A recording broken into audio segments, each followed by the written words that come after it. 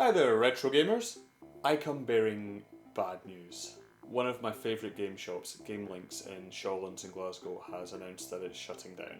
They were almost completely dedicated to retro games. I actually filmed in there a bunch of times and they were always really nice about it.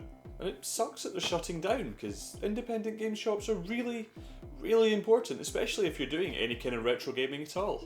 I mean, I don't always have something in mind when I'm looking for a retro game. Sometimes I just want to browse, I just want to have a look around, see what catches my eye. And retro game shops are really important for that. Gamelynx was fantastic for that. Walls of the bloody things. Frankly, that is not an experience you get on eBay. Hopefully I'm going to manage to squeeze in one more visit before they shut the doors permanently, but in the meantime, here are the pics from my last visit there. NBA Jam. Now, I'd almost forgotten how good this game was. I used to play it quite a bit as a child. Actually, Blockbuster Video, yeah, remember them? They used it in a tournament to find like the best gamer in Britain or something. And I entered, being at the tender age of maybe 10 or 11, as you do.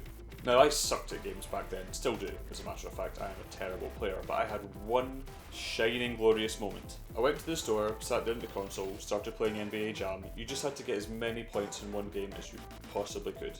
I'm nowhere near the leaderboard, I've got a few seconds to go and I'm right up my end of the court and I'm thinking, fuck it, let's just do this. Longest shot possible, all the way across, a few seconds to go, 3, 2, don't think it's going to go in, 1, straight through. Did it win me anything?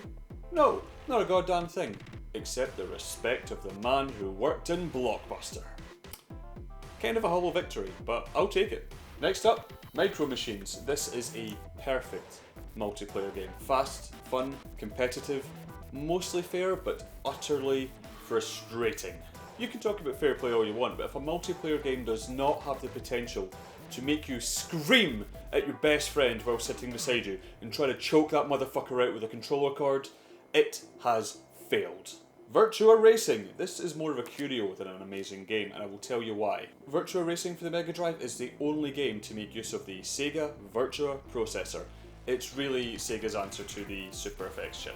And comparing visuals between something like, say, Star Fox and Virtua Racer, Sega won. I say Sega won in the purely technical sense. They only had that one game at the end of the lifespan. It was more of a technical achievement than a big seller. But still, those kind of 3D visuals on a 16-bit console, pretty cool. Last up, Mutant League Football. This is an American football game.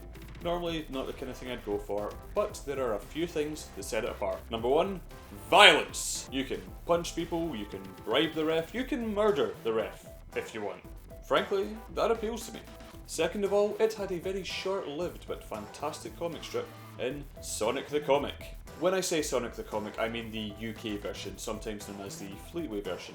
The US had one called the Archie version, obviously being that I don't live in the US, I never got my hands on it. The UK Sonic the Comic though was actually fantastic, and as a little curio, Mark Miller of Kick-Ass fame actually wrote the Streets of Rage strip. And that shit was dark. I mean, one strip started with their van overturned, on fire, then climbing out as a massive mob was trying to murder them. I mean, that for a kid's comic, that's pretty fucking dark.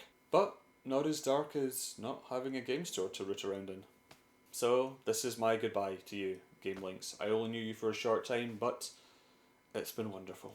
And, as always, good work, retro gamers! I'll most likely kill you in the morning.